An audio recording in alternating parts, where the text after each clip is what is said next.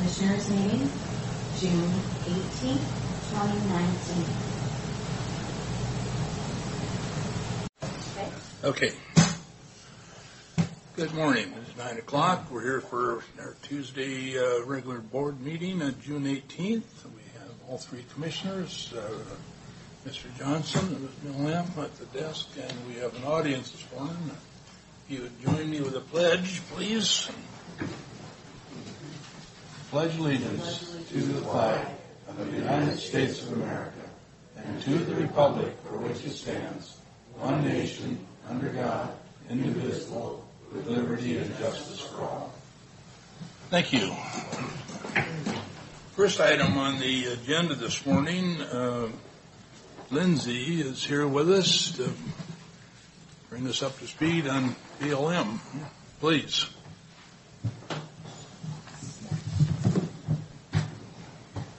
Good morning, Commissioners. Good morning. So I'm Lindsay. Been a while. It has been. So I'm Lindsay Babcock. I'm currently acting as the district manager in the BLM Spokane and Coeur d'Alene districts. And with me is Eric Holborn. He's the acting field manager for the Border Field Office. Good morning. First, let me apologize for standing you up last month. It was a complete oversight, so I'm sorry about that. We had a full calendar. You actually helped us a little. Yeah. Oh, good. So we just wanted to stop in just to give you some updates on what's going on BLM lands in Franklin County. First, I know we've talked to you multiple times in the past about our resource management plan, and we do have an update there. We actually are terminating our resource management plan revision effort. So what we're going to be doing starting next year is moving forward with several targeted amendments that we can actually start and finish, and not doing the overarching land use planning document. There's been some new requirements for page limit restrictions and time restrictions that our previous document was not going to be able to meet because of its, as you're aware, lengthy history. So we're probably going to be focusing on land tenure, off-highway vehicle area designations, and livestock grazing allocation in some of the lands that don't currently have those. Probably won't have too big of an impact down here in Franklin County. So right now, in terms of our Resource Advisory Council, we are waiting for approval of new members that have been nominated. Unfortunately, we do not currently have a quorum, so we're unable to schedule meetings. We just had a call for new members, and the nomination period ended June 14th, and we're pretty confident that there's going to be a second call for nominations, probably in late summer or early fall. I wanted to just touch on a couple wildfire topics. So I know there's a number of lands managed by the Bureau of Reclamation in Franklin County, and apparently since 1955 we've had an agreement where BLM can provide wildland fire services for them, and in reality we have often, either BLM or some of our partners in Franklin County have been the folks that suppress fires on BOR lands because they're almost always a threat to BLM lands because they're intermingled. And so last year we entered into an interagency agreement with BOR to formalize how we do that fire suppression, and that's going pretty well, and we're going to continue doing that. Over the past year, we've really started to build more of an integrated Department of Interior fire group, and we're working with the Park Service, the Fish and Wildlife Service, and as I mentioned, BOR. And what we're finding is that because we're so scattered and small throughout the state of Washington, we actually can be a more efficient organization in terms of fire suppression if we work together. So that's one thing we're in the second year of. Lindsay, part of the fire suppression is this livestock grazing kind of work in with that thought? Or? You know, I was just in Boise a couple weeks ago, and the field trip we went on was for targeted grazing. And it was really interesting. We met with two different permittees that were using kind of a special permit to actually create fuel breaks through grazing. And it's something we're looking at I don't know that we have much opportunity to do it in Franklin County. We might. No, probably not. Possibly in Lincoln County, but it's working out pretty well. I mean, we've had to be really, fortunately, the permittees have been really flexible, but it's working. And it's much less cost per acre than some of the treatments the bureaus are doing where they're using mechanical and chemical treatments. I did want to mention the agreement we have with the county sheriff's office. So right now we pay on average $25,000 annually for patrol in the Juniper Dunes area. I was just talking with Sheriff Raymond, and we had a lapse in our contract, and we really appreciate the support we've gotten from the sheriff's office in this interim period. They've still been doing patrols on the weekends, and we wouldn't have a presence there without you guys, so really appreciate that. We expect a new contract to be in place sometime this summer. Have you received any feedback from citizens on enforcement out there? Any concerns?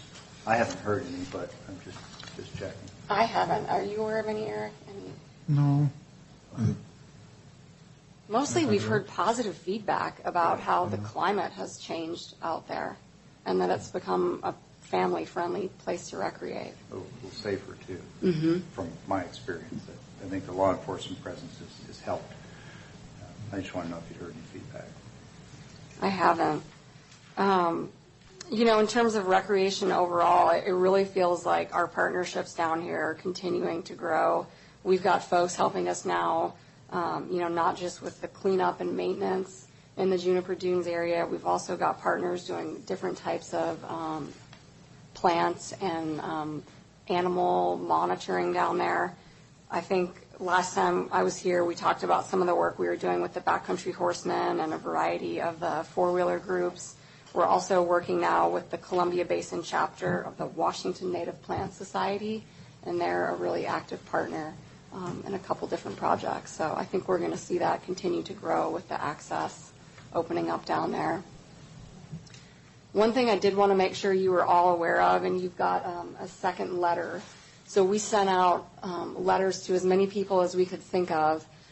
We're going to be holding what we're calling public listening sessions down here on July 22nd and 23rd.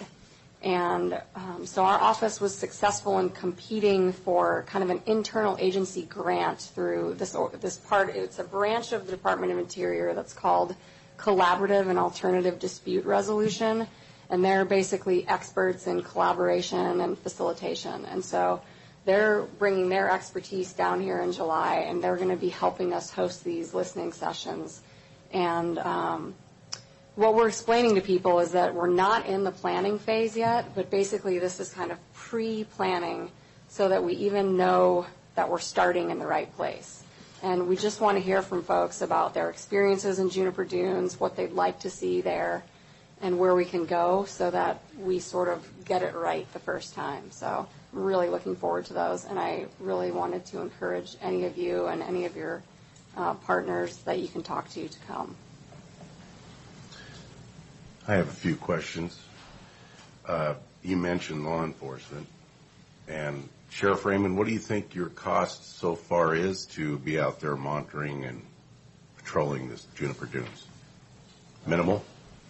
Just because the jail reimburses. 25,000. So we control essentially up to that $25,000 mark. I think there's been some maybe ancillary costs, like we purchased our own Dune buggy? Dune buggies, 4x4 stuff for it. We're also utilizing that in other segments of Okay. our office. So far, it's no increased cost to the county. No, I think eventually overall, which is what the objective of the sheriff's office is going to be, is to start a dunes control, boat control, have recreational deputies if that's their job, essentially full time, filling those holes and then taking the money that we can garner from BLM and other people, put towards their wages for an overall recreational type of unit within the sheriff's office, which is a little bit more broader. Okay. So other concerns I have, other services that are going to have to be taken care of out there. Garbage. Who's going to be responsible for removal and taking care of the garbage? We are? Those are exactly the types of things we want to start gathering up. I mean, we've done some kind of internal scoping in our office and discussions with you all. Like, for example, we know at this point there are going to be times when we need garbage removal. Right now I've got questions like, is that something we need year-round? Is that something I want to ask taxpayers to fund year-round? Or is it something we bring in at specific times of the year? What's needed? From my personal experiences down there, we need pit toilets because there is so much usage down there. I don't think you could make the argument that those are only needed at certain times of the year, for example. But I'll be open if someone has that opinion. But Okay. yeah, I think there's some basic services that are going to be needed. Ambulance, because with four-wheelers and with that type of engagement, there's going to be injuries. And we're hoping the new access road is going to, that's been one of the Okay. key reasons for that access road is Who's going to emergency pay services. for the ambulance and the services there for, I mean, it's supposed to be the individual, but if the individual can't pay, who pays that? That's another question I have. Okay. Are you going to be advertising this statewide that the Juniper Dunes are open now with the paved road? Is that going to be anywhere on your... I'd like to get your input on that. I really don't want to see it advertised because I want the people of the local area to enjoy that. If we advertise, we're going to have an onslaught of West Side people coming over here. And who's going to monitor the maximum amount of RVs and 4x4s out there on the Juniper Dunes? Because the parking lot's only so big. Who's going to monitor that? We have recreation staff that'll be out there part-time. They won't be out there full-time. But these are all things that we want to hear about and be talking about with you all. And then to cover these, is there going to be a possibility of a fee to park out there and to recreate out there? What are we going to... We could look at the opportunity for a fee site as well. It's something I'm open to. I'm just looking, I don't want Franklin County to incur a whole bunch more costs here because we put a paved road which is going to entice people to travel to enjoy that area, which is a beautiful area. And to think they won't come, they're already coming. They've already been out there. We've got people from the west side. Once they know that road is paved, it's going to be inundated with people. We had a subgroup on our resource advisory committee that was focused on looking at Juniper Dunes, and they made an informal recommendation to our district manager at the time not to move forward with a fee site. That wasn't a decision point, but it was interesting to have a statewide group that made that recommendation. And I think, I think the fee sites come with pros and cons. On the good side, we can generate funds that stay within my tiny little field office so that I can actually do things like pay for an extra recreation technician to be on the ground, pay for garbage removal services. The money stays local. On the negative side, a fee site affects you whether you're local or not. Mm-hmm. So there's different fee site structures, day use, overnight camping only, all sorts of different alternatives. But I think it's something we should consider, if only to consider it. So I think your public process is excellent. I've seen your letters. Glad to see you're doing that. I'll try to be there if I can. With due respect to my fellow commissioners, this is federal land. This road is funded almost entirely with federal money, some state, very little local. And while I think we're fortunate to have it here in Franklin County, it doesn't belong to Franklin County. It belongs to the people of the United States. And I know that the usage will be from probably throughout the western states. Mm-hmm. It's not just going to be the west side. I think lessons have been learned at other sites around the country that obviously can be applied here. I know there's revenue potential off of concessions. I think I would prefer to see some minor concession services at the entrance that could generate revenue before a use fee. Mm-hmm. But a modest use fee in conjunction I don't think is unreasonable either. So just some thoughts there. glad to see we finally have a road going in. No, I'll leave it there for now. The only other thing I had to mention, and I actually don't have the individual's name written down, we just received a letter yesterday from the private landowner who owns the inholding in the Juniper Dunes Wilderness that he is interested in potentially selling that land to BLM.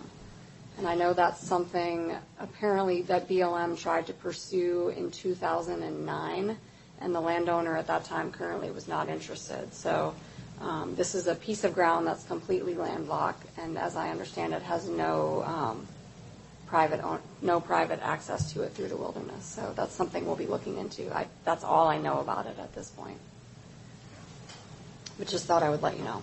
Is that on the north end of the dunes, or are you familiar with it? Yeah, it's Northeast. the wilderness is kind of at the northern end, and it's smack dab in the probably the north central piece. Northeast area. Okay. How big is that inholder? 263 acres.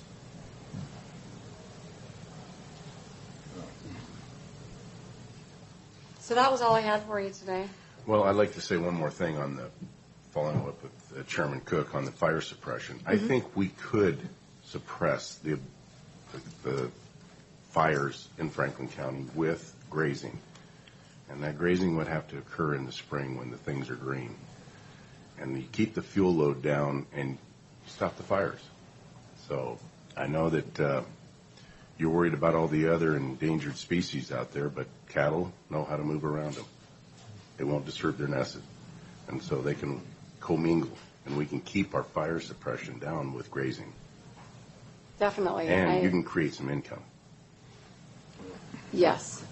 I think it's something we need to look at more widely in this field office. Thank you. Anything further, gentlemen? Thanks for visiting. Thanks for your the time. update. If anything comes up in the meantime, please feel free to reach out. Okay. You've been out and looked at the road progress, I'm sure. Yep. It's coming. Do you see anything that gave you any concerns? It looked great to me, but No, I think it's it's coming along nicely. I think one of the things that has been brought up is during the construction process, and the public thinks it's open, and it's trying to keep it at this point. Peterson Road and Focus there, and they're definitely wrestling with some issues with the public on it. During the weekend when no construction's out there, barricades in place. It's been a little bit. They're easily moved, so but hopefully they're getting ready to go into pavement mode here within the next few weeks and get things going. looking for Mr. Mahoney. Is he hiding back? Right behind Right you. there. So I'm sure that you can connect with Matt in the hall, and he'll tell you all about the timing on that. And also had some discussions about some signage on the Pasco-Colotis Highway so that people know where the road is and where the turn is. So that's your contact right there. Thank you. Thanks. Thanks.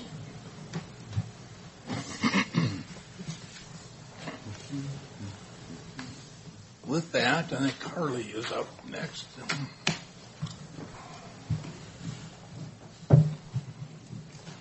Morning. Good morning. This morning I'm bringing the next of what I promised would be a series of personnel-related requests from the Planning and Building Department. The half-time secretary position is currently vacant, and Mr. Broughton has identified that the needs of the department indicate the currently budgeted position to be inadequate in both scope of duties and hours of work. I believe the history of this position is that the half-time position was created less for the needs of the department and more for the needs of the individual that had occupied it for a significant period of time until retirement. So now is kind of the opportunity to reevaluate those needs. We're requesting today that the position be replaced with a full-time office assistant position. This position will fill an important short-term need in the form of immediate additional administrative support, but will also play an important role in the long-term needs of the department as the first in a succession of administrative positions. Other administrative employees in the department are looking to retirement in 3 to 6 years, so today's requested position will play an important role in continuity of service in the future as those long-tenured employees reach retirement. It is important to note that since the budgeted secretary position has been vacant, if the request is approved, there will still be a resulting about $12,000 budget savings for 2019, though the annual cost in 2020 and beyond will increase by about $14,000 a year over the existing approved position. Carly, can you give a little insight into the change in the nature and scope of duties from the, what you call secretary position to the administrative? The secretary position was extremely basic, more reception type, just answering the phones and intake. The need is for somebody that can, not only handle some more complex administrative type things, but also be able to train into these other more specialized administrative positions in, processing permits and those types of things, business licenses. So if the degree of complexity and sophistication of the work is also changing, was that considered? Because this package appears to be time-based from 0.53 to 1.0 FTEs. But It's both. So that's been factored in? Yes. I'm assuming this person would have the capacity to answer some of the more basic permit technician type issues and questions? That would be the goal. The phone, as Mr. Broughton explains it, the phone tends to ring 4 calls in at a time, and so obviously the more knowledgeable each of those people contacting on the phone, the better the service is more immediately to the public.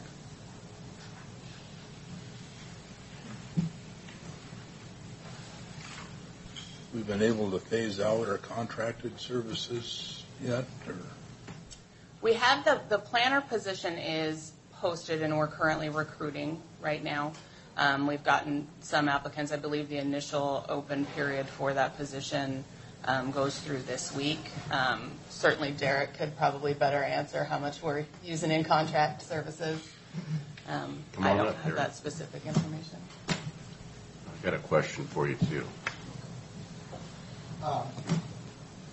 Yeah, we've been able to significantly reduce the contract service costs. The last bill was $6,000. The one before that was $9,000. But before that was $16,000. So it's been progressively going down, and that has to do with one, the type of permits that I'm getting right now, which are a lot of short plats and BLAs, boundary line adjustments. Those are being processed, and then, so yeah, we are reducing the costs there. The planner position, we've got a couple applications for. When that comes on, those numbers will I would probably like to keep AHBL, on call, but I don't think that we'd be using their services except for very rarely following that. Thanks. So I've got a couple people that have contacted me about, and this is away from this issue here, but it still has to do with planning. Okay. One elderly lady out there that is was the wife of a World War II vet is looking to put a new roof on her house. And she was told that she has to get an engineer plan to put that roof on her house? Honestly, it's the first I've heard of any of that. Her name is Lee Crispin. She lives on Langford Road.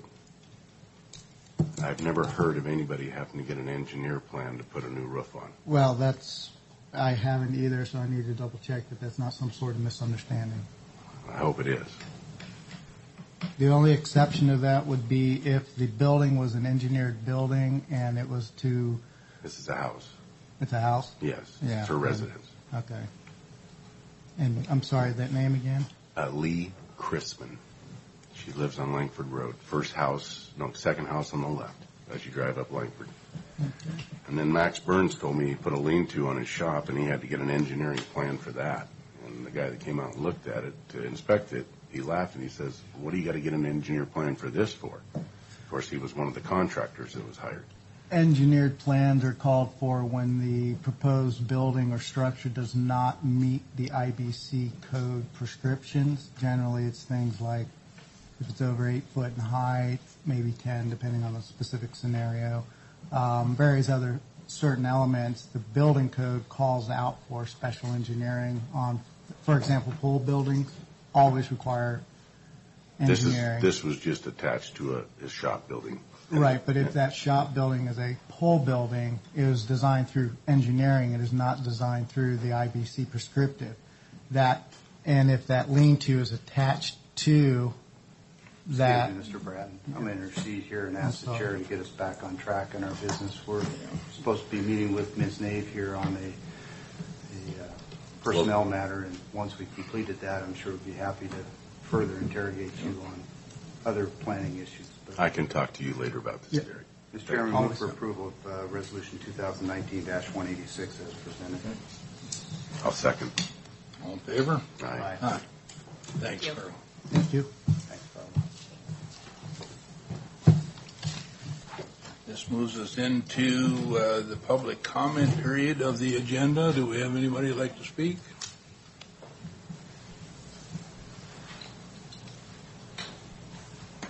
I'm not sure if this is the proper time to talk about one of the resolutions that's coming up in the next segment of your meeting. I had a couple of questions. Or do I wait until you're through with the resolution? Well, it depends upon, is that going to be a question? I just had a few questions that I hope, I'm addressing it to whoever can answer them for me. They're not complicated, but it concerns the Hapo Center Trim paint contract. I guess my question is the painting on the track a scheduled maintenance thing over the years? Have we had a time frame where we did this every so many years? I understood that from Tiffany, who came to present it to us, that it was because it was faded blue paint, that they were looking at repainting what I understood before Hapo took over, before it was a issue with Hapo. It was already programmed to be done, and you're saying. That's what I understand. All right. And so do you know when was the last time that we did do this maintenance thing out there? How when it many was years? built, to the best of my knowledge. Oh, really? Well, that's been quite a while. Yeah. Okay. So for the $71,000, the amount that's going to be spent, are there other structures out there that are included besides just the track building? Let me see if I can bring that up quick here. I believe the pavilion also, Well, which has the same blue trim. There's a number of items. Yeah, when Tiffany was here, I asked that question. She said that it's predominantly the main Hapo building, but that there's similar trim on other adjacent structures that'll need some work too, but the majority of the square footage is on the front of the main building. Okay. So the contract we're entering into with this, Hapo. what is the name? Anyway, the business that's going to do the painting, it probably lays out what buildings what will be done, right? So Here mainly in we're the- talking just the track center. In the service of provided, prepare surface prime if necessary and paint metal doors, 66 man doors, an overhead door, trims. Okay. Prepare surface on including walkway canopies and blue colored downspouts. Prepare surfaces on area side 3-tier metal fascia. Same on expo 3-tier metal and cupolas. 2 on the south side, awnings 2 on the east side. Prepare surface on 3-tier metal facial on all the window trims. So All right. I think you answered my question, Bob. Thank you.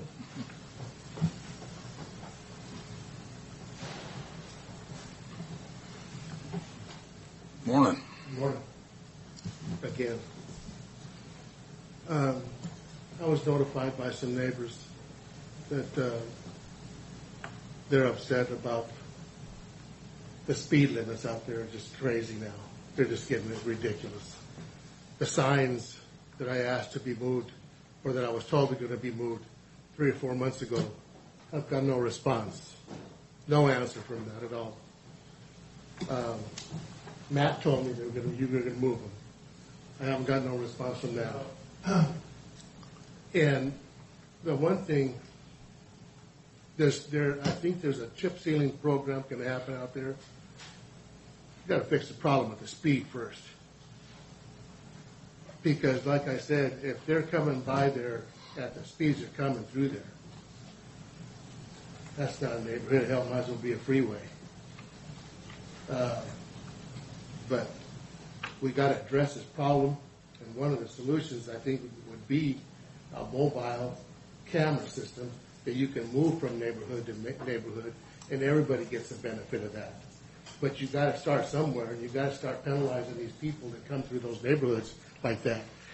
I see people, it's ridiculous. I see women with children, little buggies, and they're pulling them on their bicycles, walking them at night to take a walk. I go, I can't believe, do you know how bad this road is, these speeders?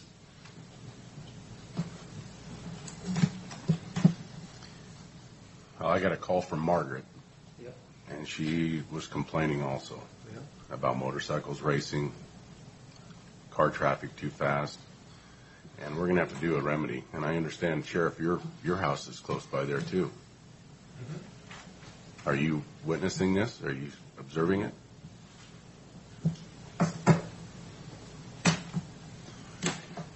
Tickets will stop them.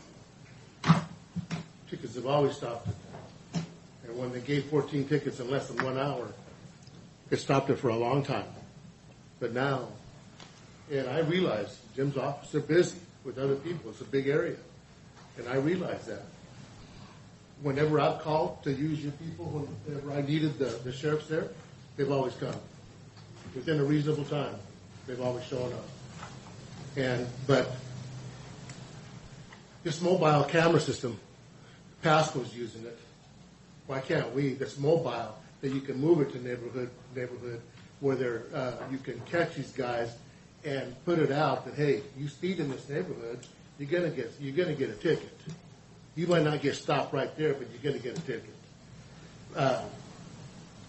But they're coming through, like I say, the signs need to be moved. They're not doing any good where they're at because they're at the bottom of the hill. So that gives people enough time from stop sign to stop sign. By the time they meet in the middle of the road, down at the bottom, they've already got the speeds. So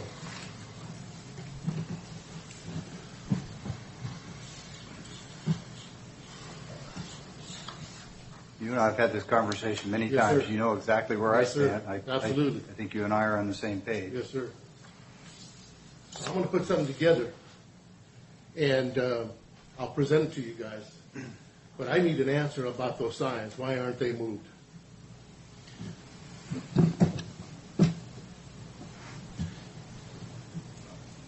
So, Matt, Please, the board, I'll answer that yeah, question. if you don't mind, come on up. I wanted to get a little more clarity myself on something. We've got a sign on east side of the road. And I just show my ignorance of these kinds of issues, but would it make sense to have both signs essentially back to back in the middle of that stretch where people are up to speed? Where we place the signs on any given road is where they'll be the most effective, but also where they'll be visible. So if we move it, this sign that he's talking about, which we located based on his guidance on where he wanted it in front of his house, it wasn't where we originally staked it. If we moved it in line with the other one, would be hard to see because of the trees that are out there. So we also work on that. But what I can tell you is we do speed studies out there, and he's seen these speed studies, and he knows, and I know, that this has been effective where the signs are. We've seen a drastic decrease in the speeds on that road from the speed studies from 1 year to the next. and we're doing speed studies out there every year. When he asked me to relocate the sign, it has nothing to do with it being more effective. It has more to do with he believes that people are speeding and then they get to the sign and then they slow down and they're not catching anybody on the sign speeding. I told him we would look at relocating signs if they're not being effective where they're at, but we still have to locate them where they're going to be visible. Does that speed data, I'm sure there's a composite average for the full population of vehicles that go by, but doesn't it also show peaks? Yes, it does. And it shows the frequency of those peaks. So out of 100% population, all the vehicles that went through X percent were in this range, X percent were in this range, and so forth? Exactly. Okay. And I wonder if you wouldn't mind just at a future meeting here refreshing the board. I don't know that you need to come in and present, but if you could just take that speed study, which is many pages, and just break it down into something that we can have a reasonable discussion about, something that would show here's 100% of the population, and literally put it in a chart or a box, however way, just to illustrate graphically before and after the signs, so that it isn't a subjective opinion here. We're looking at actual data. Correct. That will tell us. I think that would be instructive. I know you showed it to us before, but it was a pretty good stack of numbers, and I went through and marked it up. But I think a graphical representation would be very telling. And I will tell you, we've seen a 10 mile per hour drop in the 85th percentile on that stretch of road. That's a 10 mile per hour drop from 37 down to 27 in the 85th percentile. And for those of us who are not statisticians and road engineers, 85th percentile is what 85% of the vehicles are traveling on that road. So there's always going to be people that are driving less than the speed limit. There's going to be people that are driving over the speed limit. But 85th percentile in our world is really a driving factor for even looking at setting the appropriate speeds on roads along with the other factors. So it's an important number to us, but we look at all of them, the 50th percentile, the 25th, we look at them all. So that analysis suggests to me that there's always a percentage, whether it's 2, 5, 10, 15%, that are going to speed irrespective of what signs or markings are out there. I'm correct. I mean, I drive to work every day, and people are passing me when I'm going the speed limit. Is that why you use an 85th percentile? Is it go up and down 395, and I'll bet it's way up. Yeah. Is there an acknowledgement that there's some percentage, 5%, 10, 15, that are going to speed regardless? Correct. Yes. And maybe when you come back, you could share that with us. What the state, let's use them, considers as a percentage of the population that you're not going to be able to affect short of pulling them over and writing tickets. Correct. Because I sense that's really what's going on here, is that you've got a bunch of folks like me who will drive down these streets and suddenly go, whoop, I'm 4 or 5 over, and I'll slow down, especially if I see one of those signs. It isn't that I'm doing it consciously, it's because I'm being careless, and so I slow down. Yeah. I think that's helping your stats. I sense that maybe it's not doing anything for that 10 or 15%, which is really his concern, which is that percentage of people above the 85th that are going to speed regardless. Correct, and I think that's all of our concerns. Any of us who are driving out on the roads or live. I live in a subdivision too, and seeing people going down. It's a 25-mile-an-hour road, and see people driving. There's always a few. So that brings me to my closing point, the one that I tried to lay the groundwork for, which is in a previous meeting I suggested that as much as I don't like the idea of these ticket cameras that some cities have put, like Pasco has it at Road 68, and there's another location that escapes me right now. But Court 20th. Okay, Court 20th. Would you mind sharing an opinion, let me put it that way, as to whether or not a certified, calibrated speed camera that's mobile that we could use throughout various county locations as needed would be effective in addressing that percentage of people that are going to speed regardless?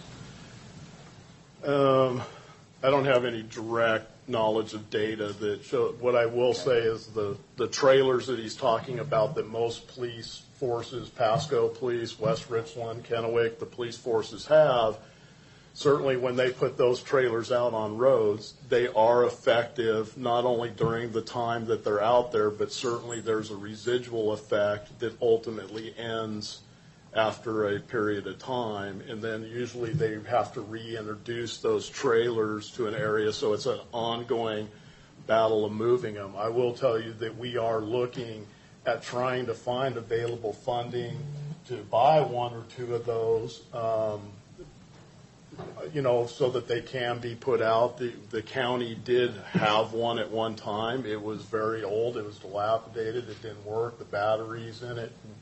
And so there is better technology out there, and those have proven to be effective. But like anything, they're effective while they're out there. They're effective. There's a residual effect, and then that effect ends, and then they have to be reintroduced. And that's something there that certainly we're looking at based on our previous conversations on trying to find the funding to go to help and assist in the county purchasing that, so that the sheriff would have that in his arsenal of things to use out there as well. Ballpark idea on what they cost?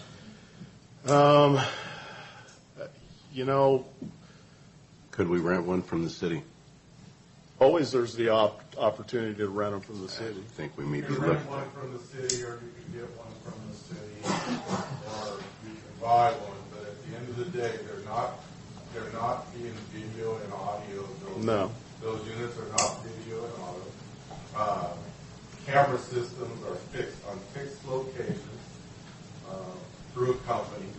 Then the company goes through and they basically look at all the traffic and weed it down to this could be a violation, this could be a violation. And then at the end of the day, in this state, a police officer has to go through those videos and he has to issue the citations, not anybody else. That's the way it works. There is no video camera traffic systems in neighborhoods. Yeah, I don't recall anybody saying video, and if I did, I misspoke. Oh, okay. All right. Do you have an opinion, Sheriff, as to whether or not that's an effective tool and whether or not your department would want to participate in such a program? Sure. We moved the trailer around to help try to resolve traffic issues throughout the county. We absolutely would partner with roads with it. We could actually utilize it quite well. Lots of neighborhoods. Well, and we've had lots of discussions about the fact that you have a limited number of deputies and a lot of square miles to cover, and there is no traffic enforcement department within your department. And even if you had the deputies, I'm guessing that might not be the highest public safety priority. Probably don't need to get into that discussion right now, but I hear you saying that you'd be supportive if the county was willing to borrow or lease or purchase. So appreciate that. I guess I would ask my fellow commissioners if they're interested in entertaining this. I could support that. I'd be more inclined to borrow or rent than to purchase, because I know that those could probably get pretty spending. All they do is post the speed limit, right, that you're driving, Sheriff? Well, you can actually record. I suppose you could buy them out there, but yeah, they're just the traffic, mobile traffic. And they don't have a camera to take snapshots of anything over the speed limit. To my knowledge, I haven't done a lot of grant writing on radar trailers as of lately. And on a motorcycle, there's no license plate on the front of it anyway to even give you an indication of what the vehicle is. Yeah, the ones that we all see in our neighborhoods throughout the Tri-Cities are not camera operated. They're basically showing what the posted speed is, and then they're telling people what they go. They have some, if you're going over the speed limit, they're flashing at you until you get back down to the speed limit or below it. So they're very interactive from that standpoint to really try to get them to work. And like I said, I'm not denying that those don't work. They do work. But at this point, it's we're trying to find the funding out there on behalf of the sheriff to purchase these trailers. We know the signs, the static signs that we put up cost, with the installation in this neighborhood, were about $17,000 per sign. So Matt, why don't you do the research for us, find out what is available in the industry today. Yeah. I would be absolutely shocked if there aren't portable trailers that record video, stills, pretty much anything you want them to do. Oh, yeah. The technology has been there for Well, we have the 50 tech, years. we own that technology in our equipment. Right. So there's no question the capability exists. If you would just check, see what's available in the market. Absolutely. Find out what it costs to buy one. Find out what it would cost to lease one from the city, and then come back and give us a recommendation, please. Yeah, absolutely. Thank you. I'll do that. Thank you. Thanks. I appreciate it.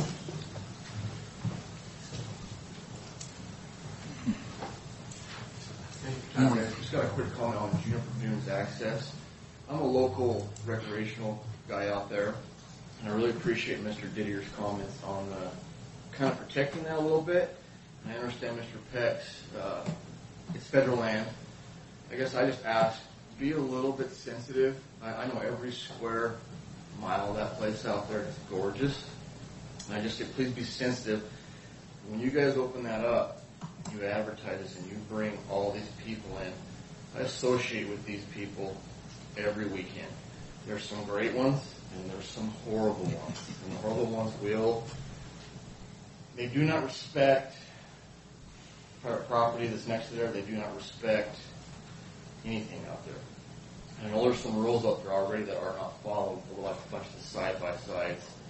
My concern is, I understand it's federal, so everybody has the right to it, but my concern is if you start putting concessions and you really pile people in there, what's going to keep it open for the guys that have been out there for 20 years now? So I appreciate it. Okay. Yeah, I'd like to speak to that. I absolutely get where you're coming from. I'm into vintage Land Cruisers. I have 3 of them. I drive out there. I love the place too.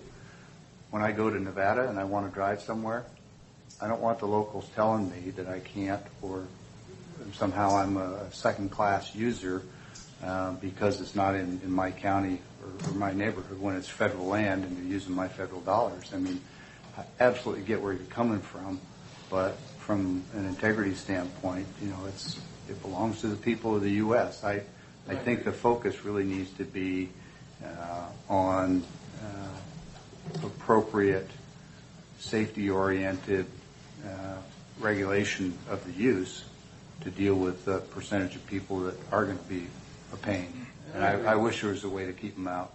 Well, and I agree with you. It's not right. You're right. It's not right to say, hey, you can't come in here. Can I ask a question? How can we open that up? Is there revenue that wanting to come from that? I'm just curious, or maybe that's not a question I can ask. Why open that up and make really good access into there? Because there has not been any public access, legal. Peterson Road is not BLM ground. It's a private road, private farm, corporation now. But people were actually trespassing, and the owners of the land were saying they were going to close it off, which would have excluded you as well. Not if I know the landowners. It does that. So. What's that? Not if I know the landowners. Well, that's right. That's right. But just please be sensitive. Don't shut it down. Don't get so piled in there. And I don't have the answer. I don't have the ideas how you would regulate that. But please be sensitive. Well, and this is why I brought up the question, because in order to make it safe, we're going to have to be out there patrolling. We're going to have these services. Who's going to pay for all this? Because it is going to get inundated with people. And there's going to be some costs there. And I don't want the Franklin County taxpayers paying for a federally owned ground and all these people traveling here to use it. That's not fair to us, the taxpayers of Franklin County. Yeah, and I agree with that. And I just add that the very same logic and ethics and legality that says it's federal and it's open to the people of the U.S. also says it's federal and it's an obligation of the federal government to pay those costs. And if they don't, then we can have that conversation. Thank you. Further comments?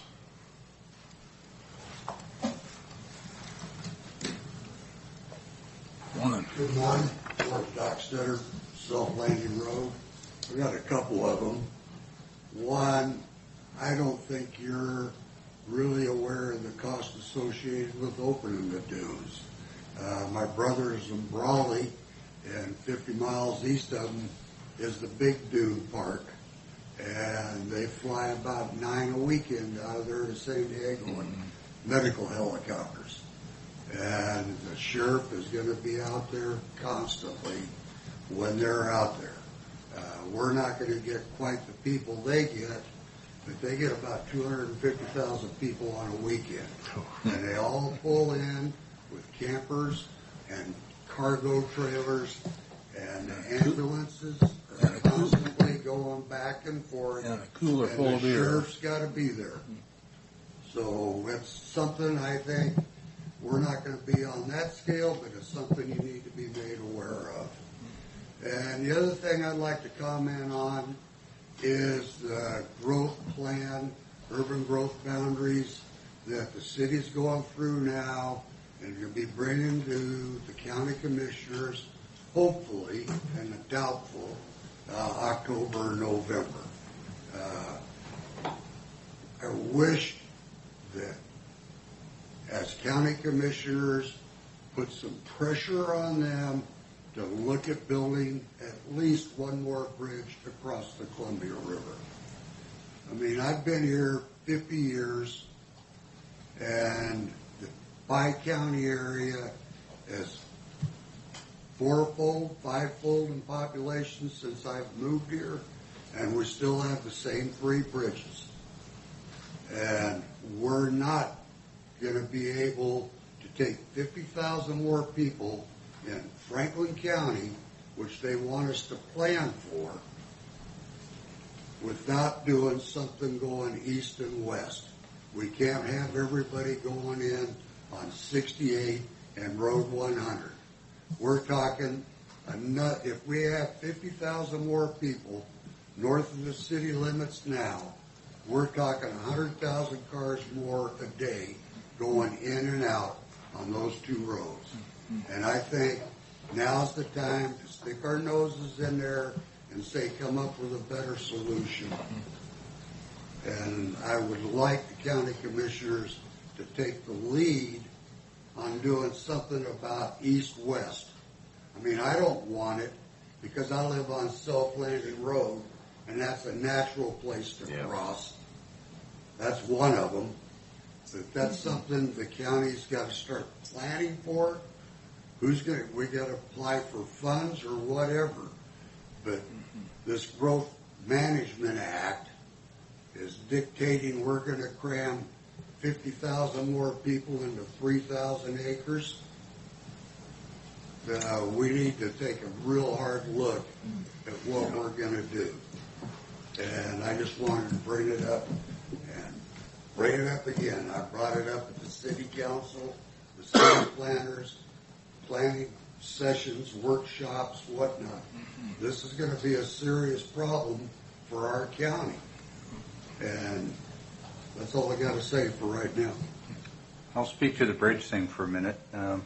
There is a Benton Franklin Council of Governments which is heavily focused on transportation. Myself and Commissioner Cook are both associated with the group. The group did a study of possible bridge locations about 4 or 5 years ago now, and 2 learning points came out of that. It's going to be horrifically expensive. It's going to require federal money, which is going to invoke the National Environmental Protection Act, NEPA, which is going to take about $1 million just to do the environmental study. Like it or not, that's the reality. There were a number of potential crossing locations proposed. One was essentially 68 Edison. Another one was what they refer to as the North River up near Sagemore, give or take. Another one was coming off the end of Oregon Avenue down by the port, going across to Highway 397. I proposed that one from the standpoint that I think few people really understand a lot of what's going through the middle of Pasco and Highway 395 up through Kennewick. If you start looking at those hazmat placards on there, you start realizing that there's we'll just call them bad actors. If we lose a truck, it will kill people. And so getting a lot of those trucks off the intercity bridges and down through the port has some application. My most recent conversations with State of Washington DOT has been that they are heavily focused on beltway development mentality, and that they see little justification and have no support for any inner city bridges. And I asked them what they think are beltway mentality locations, and they're talking North River, maybe down toward the port. I think it's highly unlikely that we'll see one Road 68 or Edison or anywhere in the inner city. They're trying to move traffic out, as I think you're suggesting, rather than continue to concentrate it. About 40,000 vehicles a day go past my front door, so no one is more empathetic with your point of view than I am. And lastly, I'll say that Sagemore, from what I've seen, is also one of the obvious candidates for an east-west crossing. Yeah. Commissioner Cook may have something to add. He's been on this too. Edison and 68 does no good to alleviate people that are going to be coming in out north of the city limits to get on the freeway. No. They're still going to have to go down 68, and they're still going to have to go down Road 100. Yeah. And Road 100 is going to be built out to Bandy Road. George, let me ask you this. What would tie into Horn Rapids Road on the other side? What would be the City of West Richland is planning on going, their long-term plan is the interchange coming off the freeway at Red Mountain, going across Twin Bridges, and then hooking all the way to the river. That is their long-term growth plan. Last time I met with the planners over there when I was doing some work in West Richland. And that's what their long-term. Will that tie into Self-Landing? Would that tie in? Would probably come in Sagemore. Self-Landing to Sagemore, somewhere out in that area. I mean, those are the only two logical spots. Right. Because Self-Landing is one road that goes from 395 to the river. It's the only one we've got besides going to Sagemore. Yeah. And so your other choice is probably going to be down by the Esquassel where it dumps in. That's going to be probably the other choice, but it's going to be a portage. I think a portage choice, but it might tie in better on the other side.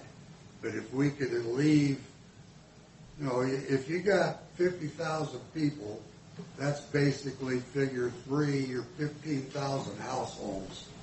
So that's 30,000 more car trips a day coming in on those two roads.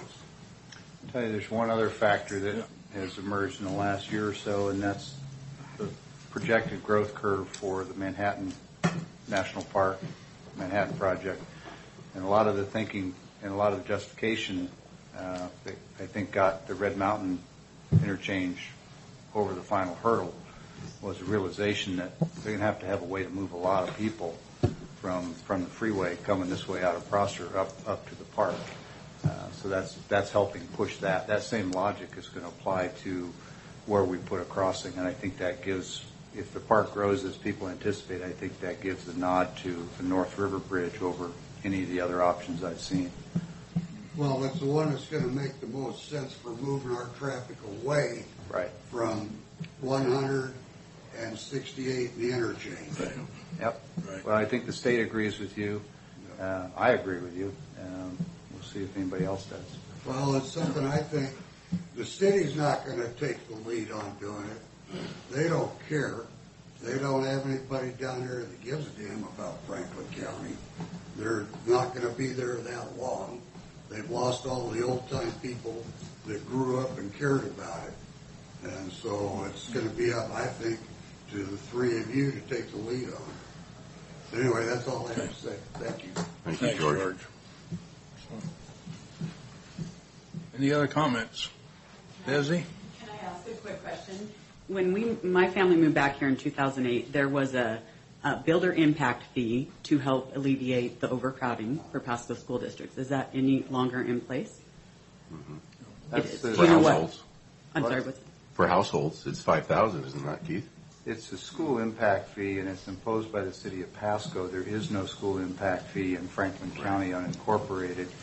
And the school district's practice has been to go to developers and offer them an opportunity to make a voluntary contribution to the district as an alternative to having their State Environmental Policy Act documentation for their projects challenged in court.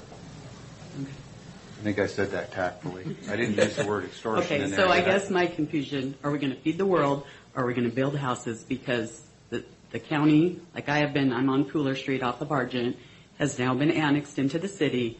I have total agreement with George. 68 and 100 are ridiculous. You have to time it. And the Tri-City Prep kids are the ones I feel sorry for the most. Yeah. Thanks, Susie. Yes. It's not very often that my blood boils, but I am a little irritated, and I'll tell you why. I am a tax-paying member of Franklin County. I have lived here most of my life. I have family members that have fought and died in the service for the lands and the privileges that we enjoy in this county and in this country. And when I hear somebody, even a well-meaning person, try to tell me that I shouldn't have access to the federal lands that I'm paying for, which Commissioner Peck said this nicely, I'm going to give you the blunt emotional version of that, it doesn't sit well with me. It doesn't sit well with me when I have someone, raising a fuss at me in my government over things like concessions to help pay for the lands that I have every right to use. It bothers me. It makes me wonder when I have something like that happen, what members of my family fought and died for. This isn't just about a second-class citizenship thing. Some of us actually care about every part of Franklin County. Some of us venerate Franklin County. Some of us think that this county is the best place to be in the state of Washington, else we would not be here. So when we talk about people from the west side coming over here, maybe you mean, that you don't want quote-unquote interlopers. That's usually what I hear when somebody says something like that. But what I also hear is that somebody like me isn't really welcome either. So I understand that a lot of these smaller communities want to keep their identity, and I support that 110%. But remember also that I am part of your identity. My tax dollars are part of your identity. I am part of your history too. And if they're not welcome, whether you mean it that way or not, you're also telling me I'm not welcome. And let me be very clear about this. You don't get to tell me when I am and am not welcome somewhere. The law will do that, but you don't. So as a proud Franklin County member, as a Franklin County resident, if I want to go to the damn Juniper Dunes, by God, yes, I will. Thank you very much. Any further comment? Seeing none, we have some bills to pay, Commissioner? We do.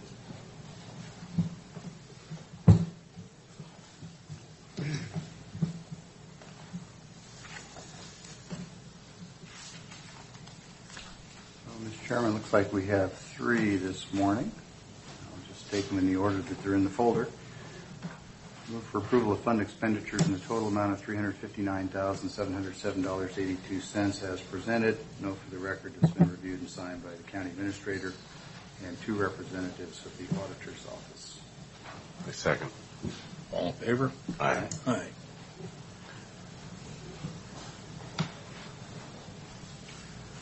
And next we have salary clearing payroll and emergency management payroll. Move for approval of those payrolls in the total amount of $772,221.45. And also note for the record it's been reviewed and signed by 2 representatives out of the auditor's office. I second. All in favor? Aye. Aye. And lastly, Mr. Chairman, we have county roads and motor vehicle bills in the total amount of $125,346.59. Move for approval of those expenses as presented. And again, note for the record, reviewed, signed by 2 representatives out of the auditor's office. I second. All in favor? Aye. Aye. Moves us to the consent agenda. And Mr. Chairman, I'd like to pull items 1, 2, and 4 for separate consideration. we have a motion to... So, Mr. Chairman, I'm happy to hold off on a motion for approval of consent perhaps after we discuss these 3 items separately, there may be a desire to plug them back into the consent agenda. We can handle them as one package. If not, we can vote on them separately, but it seems like a logical process to do those first, Okay. if you don't mind. 1, 2, and 4 that I hear? Yes. Okay. Okay, items 1 and 2 can be combined because it has to do with the Voluntary Steward Program, which is part of the Growth Management Act. And it states that right here, Voluntary Steward Program. Washington State's Voluntary Steward Program provides an alternative approach for counties to address our state's growth management requirements. Now in this, we have 11 counties on the west side that do not participate. We have Whatcom, Callum, Island, Snohomish, Jefferson, Kitsap, King, Pierce, which is pretty amazing because that's what all our elections are based off of, these 3 counties, and yet they're not participating in this, as well as Klickitat, Skamania, Clark, and Whatcom. So we've got not a consensus of every county participating in this. I've also done a lot of research on this, and this is all based on William Ruckelhaus, who has pretty much been in the government forever, became a United States Environmental Protection Agency first administrator back in 1970 under Nixon. And his subsequent career, he serves on the World Commission on Environment and Development set up by the United Nations. And that was in '85 he was put on that. He was appointed under Bill Clinton to implement the Pacific Salmon Treaty, which we are bearing the blunt of it. In '99, Governor Locke put him as chairman of his Salmon Recovery Funding Board. In 2000, Bush put him in the United States Commission on Ocean Policy. All of these are having adverse effects on the farming community. He is the chairman of the advisory board of the Ruckelhaus Center, chairman to the World Resource Institute. He's the chairman to the Meridian Institute. He is a director of the Initiative for Global Development. Now, these should all be flags of warning for us because we are participating in a movement to subvert our sovereignty as a state and a nation to a world government, and this is part of it. Now, they dangle this $240,000 out in front of us to get in on this. I am not in favor of renewing this. I would like to see us removed from this program and show that we are standing with our Constitution, state and federal, as a sovereign nation. There is a lot of information. If you haven't read the Agenda 21 and U, Sustainable Development, this is all part of you participating in this, and then before long it becomes mandatory. Serving on the Ben Franklin Transit, our last meeting, we are being asked to go to 100% electric or biodiesel by the year 2050. And listening to the conversation of the board and what was going on, I asked the question, who was the driving force on this? Well, it was our governor, it was the Department of Commerce of the state of Washington, it was our legislature, and it was the Department of Ecology. These are the 4 driving forces that are pushing us to be electric. And I ask, is this the same state of Washington that is going along with the breaching of the 4 Snake River dams when we're trying to go to all electrical? Yes. There's a conflict of interest here, and we're playing this game, and it's dangerous because we could lose our rights as farmers. And a lot of this has to be based on critical habitat. And there's one portion of this that really was alarming to me that I'd like to share with you about if there is and I have them marked right here. If there is a dispute on disputes by the Commission's project officer or other designated official who shall provide a written statement of decision to the county. The decision of the project officer or other designated official shall be final and conclusive unless within 30 days they receive a written statement protesting it. How do we let one guy over there in Seattle make a decision for us here in our county. And it's final and conclusive. A bureaucrat over in Seattle. And then the protection and enhancement of critical areas within the area where agricultural activities are conducted. This is the problem I have. We're setting ourselves up to be regulated and to be harmed by this venture into VSP, into GMA. And I want to see us lead. Let's participate with King, Pierce, and Snohomish. Let's get ourselves out of this and the other counties. Are we going to sell our souls for a little bit of money, $240,000 over a 2-year period or a 3-year period? Or are we going to be like our founding fathers and we're going to stand up for freedom and liberty? This is my argument.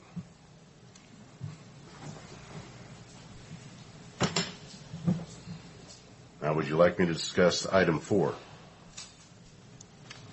Mr. Chairman, we need to have discussion on items 1 and 2 before we move on. Okay.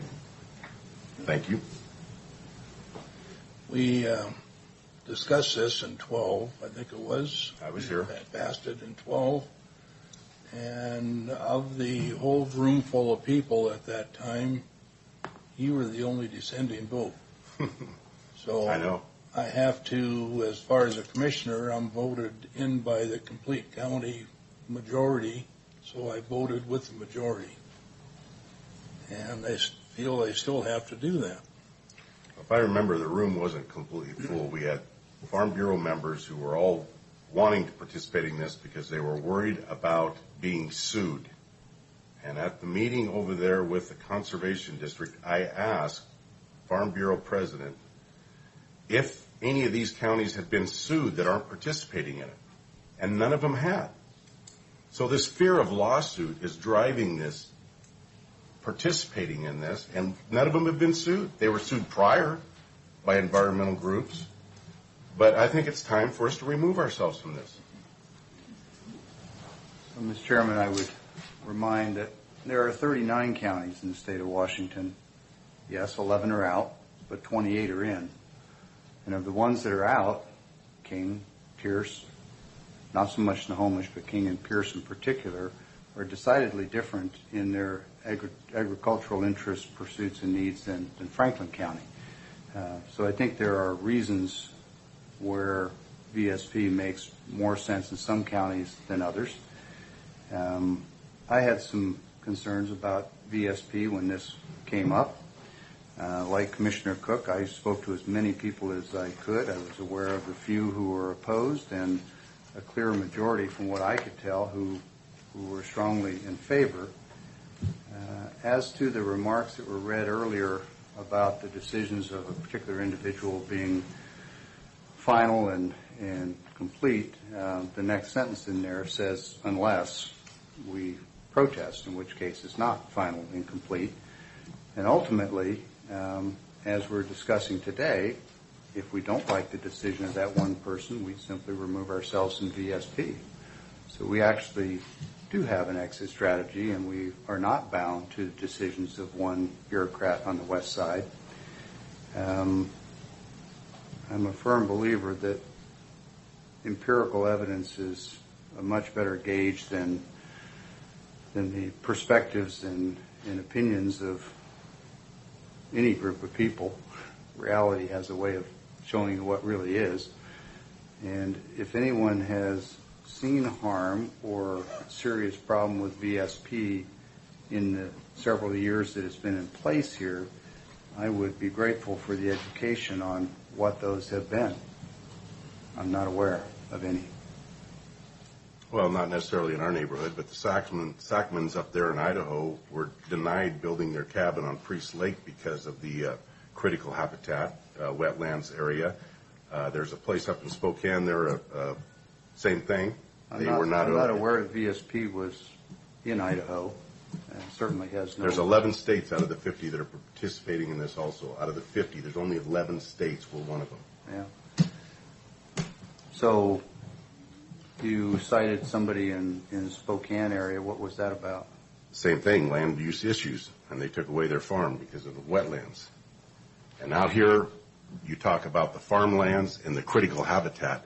Every canal, every lateral canal, every wasteway is critical habitat for some living organism. And when I sat on the FSA State Committee for 8 years, we were talking about buffers then. And they wanted buffers in the vicinity of, we had it at 100 feet, but they wanted 1,000 feet. Now you just take this Columbia Basin Irrigation Project and you take 1,000 feet on each side of every major canal, lateral canal, and wasteway, and you have devastated the farmers. They cannot farm pivot irrigation with buffers like that. There's no way to do it. And that's down the road here. If we get another Democratic administration, they will further this, and we will be looking at buffers. Mark my words. So I'm not aware of anything in VSP today that speaks to that. I understand the concern about buffers. I share the concern. I'd be interested in knowing whether or not you think the farmers of Franklin County have more voice and control under VSP, or if they would have more voice and control if this was all run out of Olympia under the Growth Management Act. Well, when you stated the fact that you have an option to appeal, it does also say in here that if you appeal, you suffer all court costs. So they can bankrupt you while you fight this if you were challenged by this board. And I also said that you have the alternative of simply withdrawing from VSP at that point, which doesn't require court costs. Regardless, when you dance with the devil, he will get you. Well, whether you view VSP as the devil or the state of Washington as the devil, it may in fact be that it's a choice between the lesser of bureaucratic evils. I don't think that regulators in Olympia operating through the Department of Ecology under the Growth Management Act are going to be any kinder or gentler than the VSP program, but perhaps I'm uninformed. Well, you need to dig deeper into this global governance because it has taken a reprieve with our new administration and president, but it will be back in full demand if we get another Democrat president and a Democrat Congress, because they will push this issue. If you read in the UN Accord, the whole problem with the world is they think it's overpopulated with 7 billion people, and they want to reduce that population to 1 billion. And there are those in that organization, like Jacques Cousteau and Ted Turner, that want it down to 350 million. And I say to them, lead by example, come to the front of the line. This is the problem we have. And the attack on our livestock industry is about the flatulence, but more importantly, it's the high protein intake that it strictly says in this sustainable development that this high intake of protein, the air conditioning offices, it's unsustainable in the state of Washington. They want us to become part of this Earth Summit. Maureen Strong said that. Current lifestyles and consumptions patterns of the affluent middle class involving high meat intake, use of fossil fuels, appliances, home and work air conditioning, and sustainable housing, suburban housing are unsustainable. This is the mindset that we're playing with. This is why I'd like to remove ourselves from this and but fight the consequences that might come our way. But I don't see these other counties fighting any consequences. And if we're just going to pander to this little bit of money, thinking that nothing's going to happen, watch out if we get the wrong people in office at the high levels. Further comment? Mr. Chairman, just a question on procedure. Do you want to continue to handle these as separate items? It probably seems appropriate to do so. Or do you want to put them back in the consent? I think it can go back in the consent. Well, I think putting them back in the consent might remove Mr. Didier's opportunity to vote no on these items. That's right. And might compel him to vote no on the whole consent agenda. So exactly right. Perhaps we could break them down, handle these separately. So I'll go ahead and move for approval of Resolution 2019-187, which is on the VSP that we just discussed. I'll second. Can we get any public comment? I realize it's a consent agenda, but you're removing items from the consent agenda. We ought to be able to have public comment.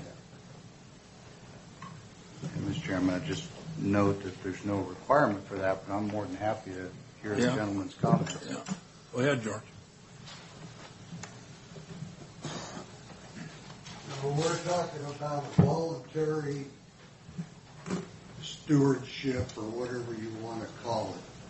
For 3 years, I sat on an advisory committee to the county commissioners, formed by Jared McPherson out there with people from out in the county. And one of the reasons that brought that on was that the so-called Department of Ecology trespassed on everybody's ground up there above White Bluffs and came up with whatever it was they called a bladder pot. White Bluffs bladder pot. Yeah, there you go. And said it was a distinct species and that we were going to have to set aside a bunch of ground.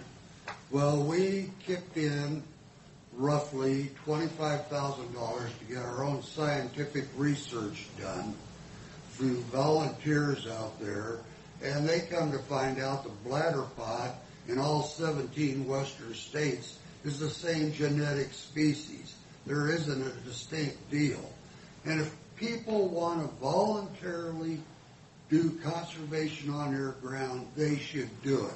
But I don't feel it should be mandated by even the county, let alone the state, that we have to go to some program. If it's voluntary, then you can put your ground in it, or I can put my ground in it, or they can put their ground in it. We don't need you telling us we got to put our damn ground in some voluntary stewardship program. That's getting a little far-reaching as far as I'm concerned. If they want to, if it's voluntary, what are we even involved with it for? That's what I want to know. I'm curious, would you prefer that Department of Ecology you just referenced run it instead of us doing it locally? No, I prefer the Department of Ecology to go bury itself. Well, I understand. Again, you and I are on the same page. I understand that. But given a choice. What choice do we have? FutureWise just sued Benton County 200 gallons a minute for domestic use and 100 for outside gallon. Yeah. And Again, they caved. So again, I go back to if the choice is Department of Ecology under Growth Management Act or the Voluntary Stewardship Program with some local voice and the option to pull out whenever, which would you choose? I would choose to pull out right now and tell them to kiss off. And FutureWise is on this form for VSP. Yeah. FutureWise, Washington Environmental Council, and the Nature Conservancy. And So- they're all on this VSP. I am for the county pulling out of the growth management, period. Well, I mean, if we can't control our own growth and things we want in this county, why the hell do we need somebody else sticking their nose in there Exactly. telling us what to do? And I don't care. Yeah. Department of Ecology, sue us. You don't like what we're doing, and then just tell them to forget about it. Don't go to court. Just let them have their way. I would just note, at least for folks that are maybe listening throughout the courthouse as well, GMA is not optional. It's a state law. And if we... It's not that, it was the state law that we voluntarily agreed to join 20 years ago. Mm-hmm. We didn't have to join it. That's right. So let's unjoin it. Mm-hmm. That's what I think. Thank you, George. There's 2 dissenting votes.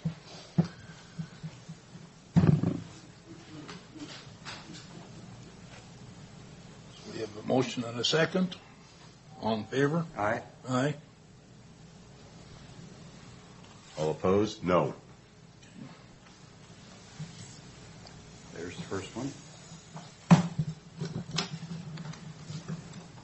Okay, item 4. Mr. Chairman, what was the resolution number on that item? And this one is, I think I gave you the wrong one. I think I read resolution. This is 88, yeah. Yeah, so I'd like to just, well, I don't need it back. I know what it is. Move for approval of resolution 2019-188. Second. All in favor? Aye. Aye. Opposed? No. All right, item 4.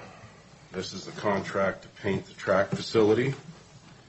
And it says in the background that on May 28, 2019, the Happel Center issued a Small Works roster exterior painting call for bid using the Small Works roster vendors listing as authorized in Resolution 2017-191. The bid closed on June 4th, 2019 at 4 p.m.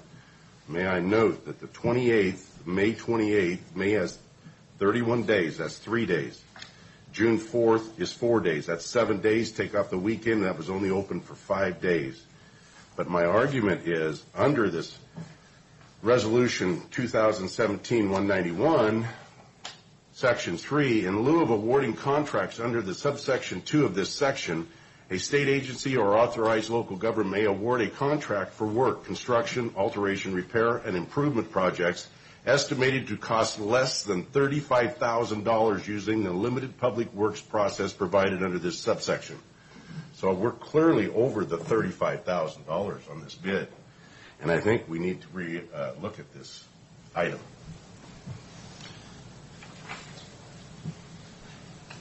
You want me to respond to that?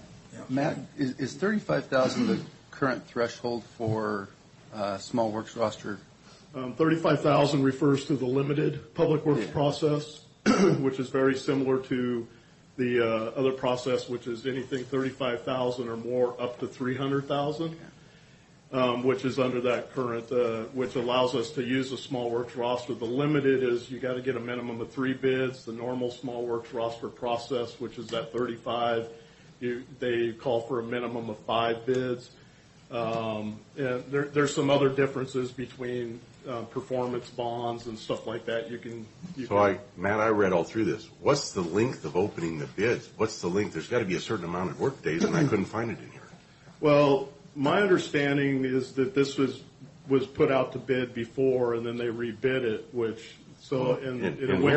went to the same, pretty much the same individual. So it's only 7 days. It was only open 5 working days. Is that how long this bid process is open for? That's, if I may interject, Matt, and please feel free to correct me, is kind of the purpose of using the small works roster is that you can shorten that time frame because you're dealing with known businesses that have already been approved by the state. But we still had a bid that showed up a day late on this next Monday, and it was denied. Correct. And it was less money. Correct. That bid would have been considered to be non-responsive because they didn't get it in on time. So what's the length of bid opening of days?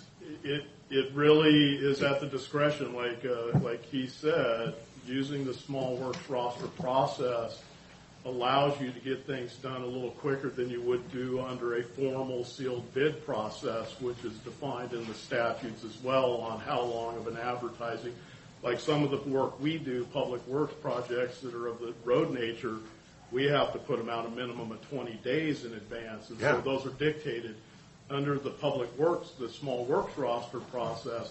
It's really up to the agency at that point to determine what is a good enough amount of time for vendors, contractors to prepare a bid that's going to encapsulate all of the necessary specifications of the bid itself. So for this, it's not my area of expertise. I can't speak to whether or not that's a good amount of time or not, whether it's short, too long, but I will say that's really the benefit that the statutes allow the county, because other than that, without these options, we would be going out to formal bid on everything, which sometimes can really stop government, us from being able to get things done more efficiently. And so, unfortunately, I can't disagree with what people are saying.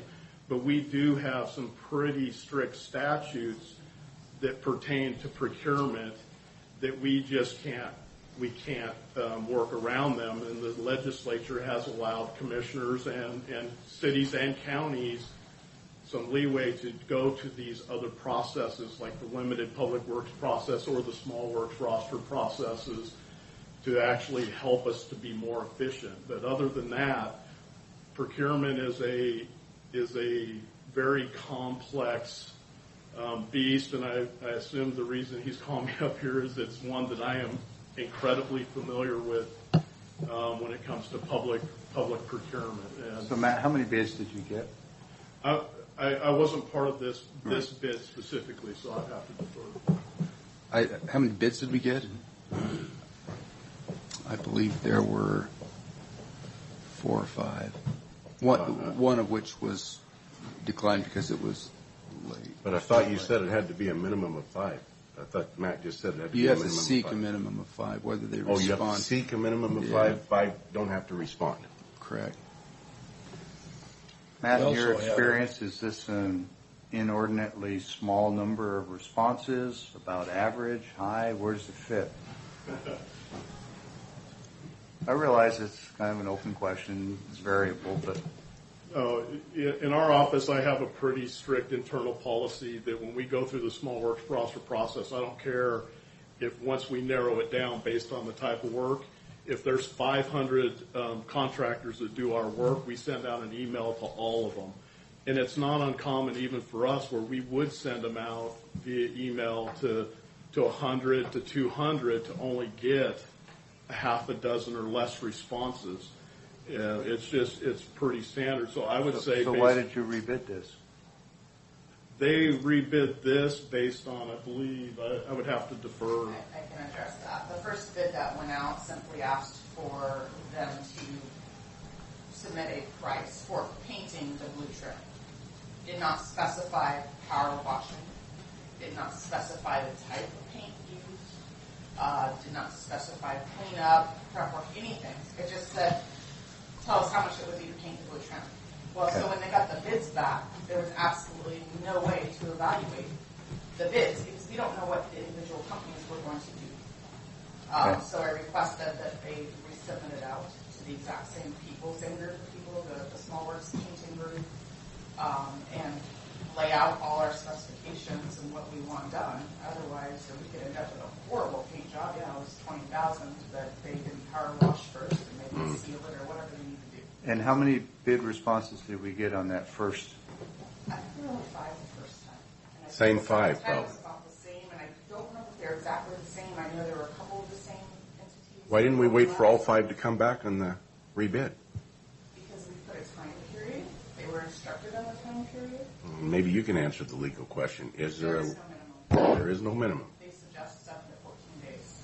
It's 7 because we're trying to get this painted by July 1st. 7, including the weekend. Painting companies typically work on weekends. Government doesn't, though. just think. Some of us do. I was going to say that. You do the same as I do. Yeah.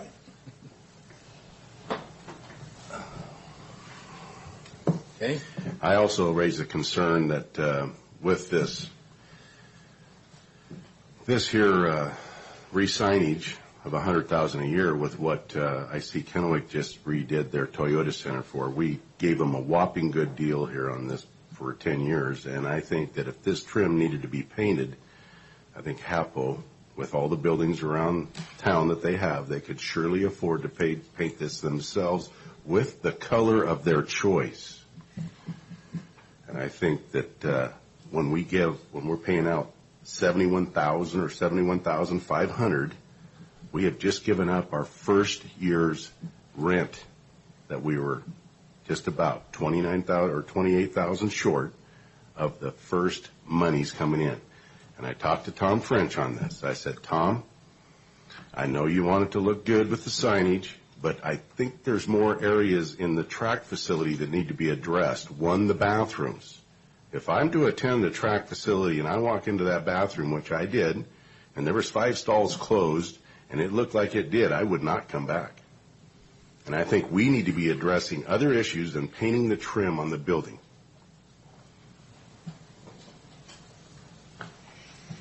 Well, I agree with the last statement. Yeah.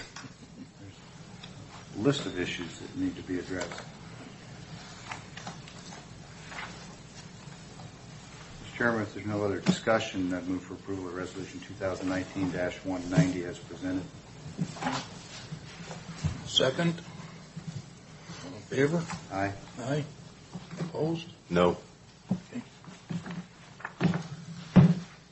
That will bring us back to the consent agenda minus 1, 2, and 4, which leaves us with 11. Mr. Chairman, move for approval of the consent agenda, the 11 items, now that we've removed items 1, 2, and 4 and held them as separate actions. Second. In favor? Aye. Aye.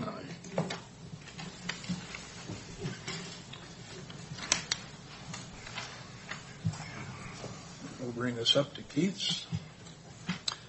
Yeah, I think the only thing I had for this morning was our discussion last week around the naming of the new road out to Juniper Dunes.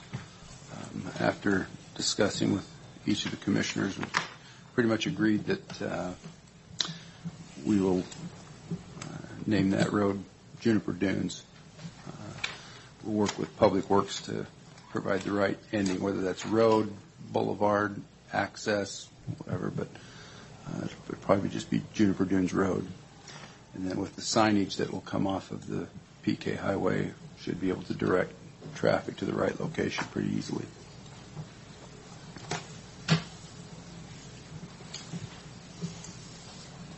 Comments? I think it's the right answer. Appreciate that. That's all I have. I don't have a need for an executive session today. Okay. That leaves us with another spot for public comment. Okay.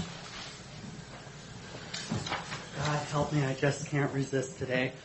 So I do have to ask a question while we're quote unquote fighting it. Exactly how much on a lawsuit when you are fighting a law you don't like does the county spend?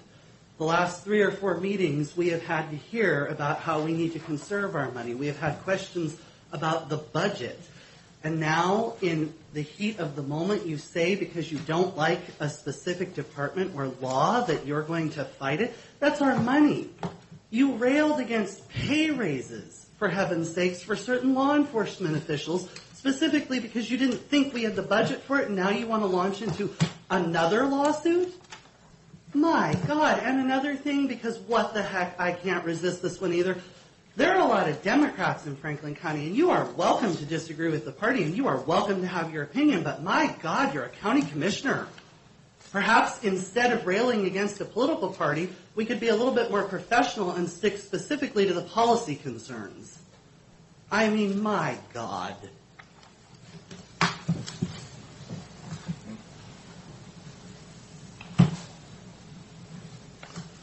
Anybody else?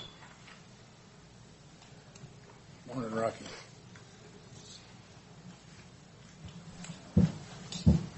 Rocky Mullen. The VSP program. I'm not familiar with any of the benefits of it. I personally say that the Department of Ecology is far overreaching and makes it almost impossible sometimes to do regular business on your own property. We've been told that the Department of Ecology owns the rainwater in our mud puddles on our property, if they wanted to get that technical. And so if there's any benefits to it, I would like to be made aware of it because it doesn't sound good. And I don't understand, if it's such a good deal, why are they offering us money to take it?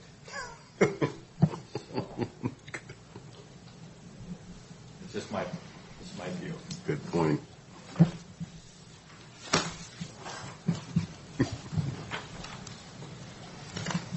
Okay. Anything else? Commissioners, anything else for the good of the board? Hearing none, we are adjourned. Thank you.